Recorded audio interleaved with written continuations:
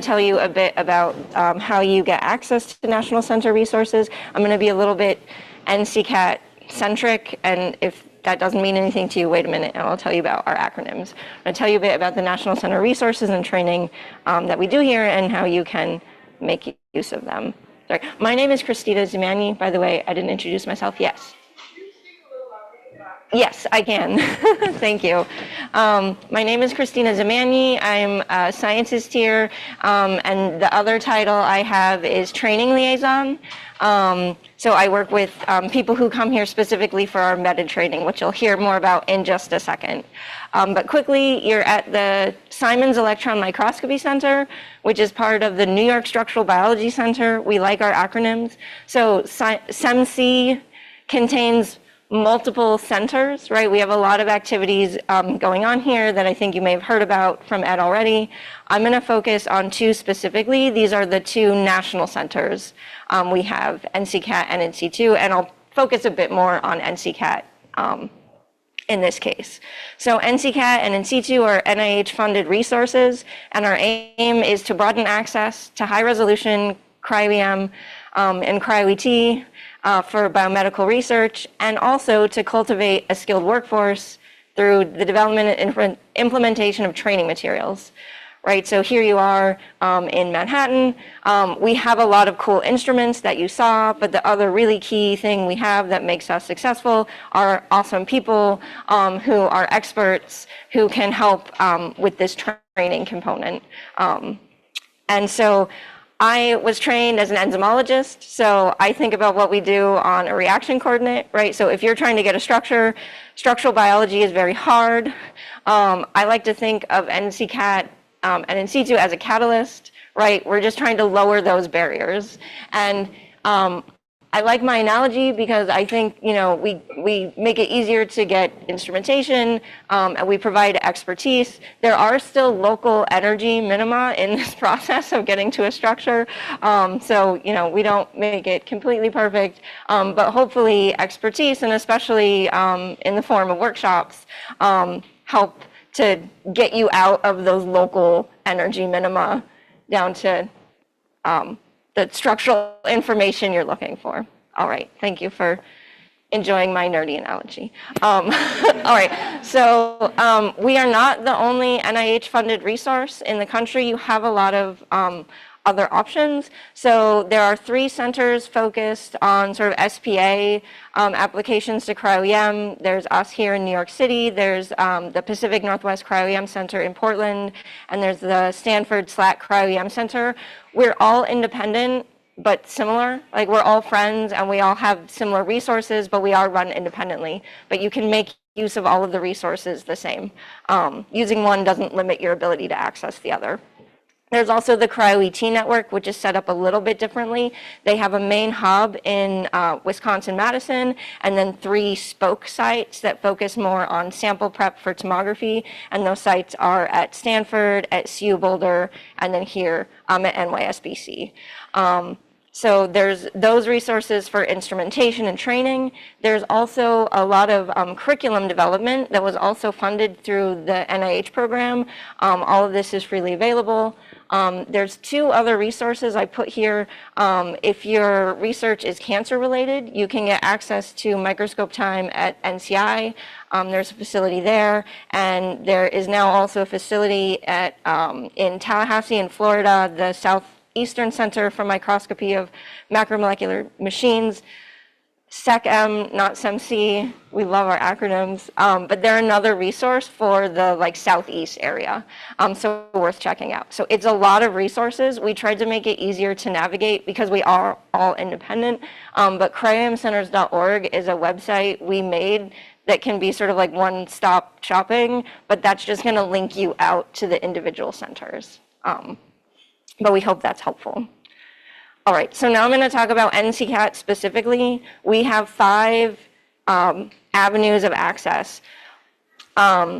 We have 3 general user proposals. One of them is for straightforward data collection. So I need Krios time. You apply for Krios time, you get an allotment. We have 2 proposals for screening. One is using specifically blot-free vitrification on our chameleon. We call that a GUP2. And for screening, sample prep and screening using anything, so kitchen sink. That's a separate category, and this is really targeted to low resource users who don't have any equipment or way to screen their grids at home. You can come here. That is a sprint. We spend a few days as quickly as we can doing sample prep screen, sample prep screen. Then on the training front, we have two types of training. We have sort of embedded, extensive cryoEM training that is highly tailored at NCCAT. That's going to be slightly different at the different centers, but here we do a very tailored approach. You could think about taking, the 1 week course and stretch it out over months if needed, and that could be like multiple visits, etc. Highly customizable, but that is really to become an independent cryoEM practitioner. The other training proposal type is for facility managers. So this is assuming, hey, I know cryoEM. How do I manage users? How do I be Michael? How do I leverage my Michael to make my facility successful? So that's a different type of training. All of these categories require submission of a proposal. That proposal gets scored, and that is how we determine priority for access to instrumentation. So what does it look like if you apply? So at NCCAT, we have a quarterly call for proposals. So you submit your proposal. It's useful to know if you submit on July 14th, your proposal is sitting in our system until October 1st. So we don't mind, but it is just good to know. Our proposals don't go out for scoring until after the deadline. At the deadline, the proposals are sent out to our reviewer committee for scoring, and then we get those scores back. That takes a few weeks. Once we get the scores, we then send those out, and then based on the scores, we have a priority list and we start scheduling sessions. So the user office will reach out. If you're a new user and you've never been here before, we'll have a pre-session meeting to sort of orient you to all of our rules and policies, how you ship, what forms we need, etc. And then once the proposal is awarded time, all access is no cost at point of access. So if you're coming on site, that you have to cover, sample shipping also you have to cover, but there's no additional cost for microscope time, staff assistance, etc. For data collection proposals specifically, thought I'd toss up a couple of our rules. We do need to receive grids in advance of the proposal, of the session schedule time. We have a lot of samples coming and going, so we have a sort of streamlined system so we don't lose anything. So grids have to be received a couple of weeks in advance. For straightforward data collection, that can be in-person or remote, up to you. For screening and training, those are in-person sessions. And proposals have a 2-year lifetime, and they end either when the proposal is fully served or after 2 years, whichever comes first. So how do I apply? You go to our website, there's an Access tab and Proposal Central.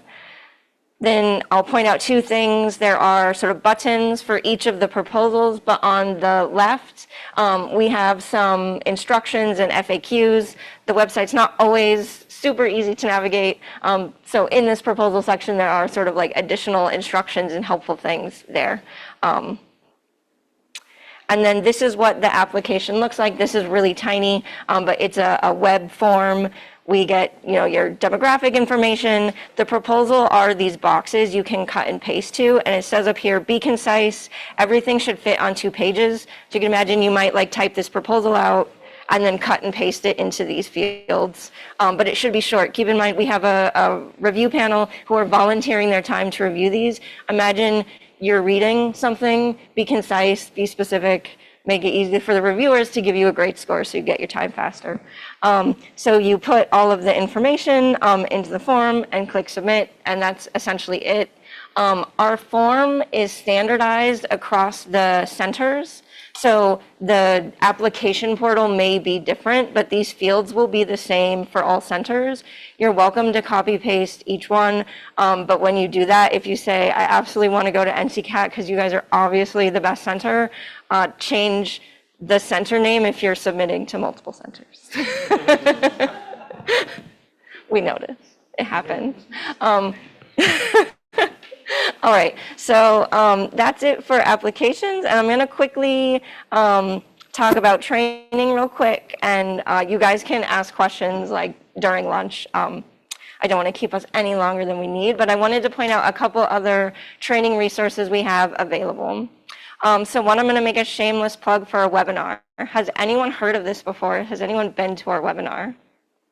Wonderful, I just got a new webinar audience. So the last Thursday of every month, we have a webinar. It's on Zoom, anyone can register. We have an archive of the talks. These are all users who have had some interesting challenge in their project, and they're meant to be super like protocol focused. So here's like the nitty gritty. Here's when I figured out I had to change my pH kind of talks. And so we have an archive of past talks, and this happens once a month. So join us sometime.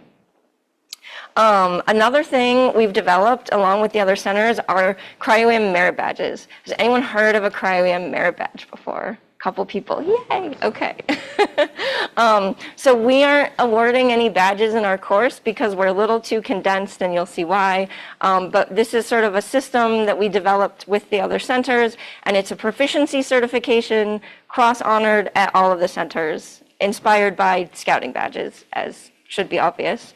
And so this means if we certify you to use a VitraBot here and you show up at Stanford, they recognize our certification. They'll do one session with you to verify, but then you have also independent access on their VitraBot.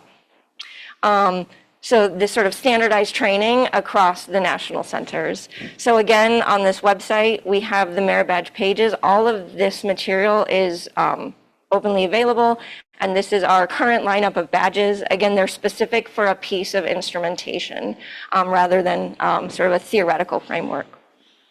So there's sort of three key components. The first is the SOP and the background knowledge. So there's a ton of training material. We tried to distill that and make it easier to navigate, and we point you to sort of the exact chapters of bigger resources for a specific piece of instrumentation. And then we have our common SOP. Here's an example of our autoloader SOP. This one is detailed, but this SOP ends up being really useful the first time you're using something on your own. It's highly detailed and sort of vetted by all of the centers. We all agree to this SOP. We then have a separate page, which is center specific. So any lab should be able to pick up the first SOP, and then anything specific to your lab is then on a separate page. Like, what are my safety rules? If you have, here's a knob you can and can't touch, you put that in a separate document. Then we have a quiz. So the quiz tests that you kind of know what you're doing before you get to the instrument. The quizzes are really fun. They're pass-fail. We tell you what they test. You can take them as many times as you need. The questions are sort of practical and theoretical. Practical is like, which tool do I use? Or does it matter which direction my grid is facing when I clip it? We're not going to answer these questions now. You guys can take the quiz later if you want. Then after the quiz and you get some practice, you have an independence check. So the independence checklist is what standardizes this. So all the centers use the same list. We sort of watch you as you operate something. If you do everything right on the list, you're good. You have to get verified by 2 staff members independently. And that's why we can't finish these during the course necessarily. But once you get that second independence test, we say, hey, you're certified. We have these nice little PDFs we can give you. At NCCAT, we make badges because we like badges. So that lets you know I am a certified VitraBotter or like EM GP user or microscope loader, etc. So we think merit badges are a useful training resource. They are available if you want to use them. Second floor, the facility at FSU, we now cross honor with them. So if you were there training and then end up here, you could use your badge here. And we may expand where we cross honor. We'll have to see in the future. So we have more things in development. The ET network is now developing their badges. Some of those are coming online very soon. We're working on badges for auto screen workflows. And we want to know what people need. So if there's something you think would be useful to have, please tell us, because we want to make things that are useful for what you guys are doing. So that's all I had. You can find other information on our website. You can email us. You can talk to us during the lunch. Thank you for coming to see us and listening, and we hope you apply to come use some of our cool tools that you saw.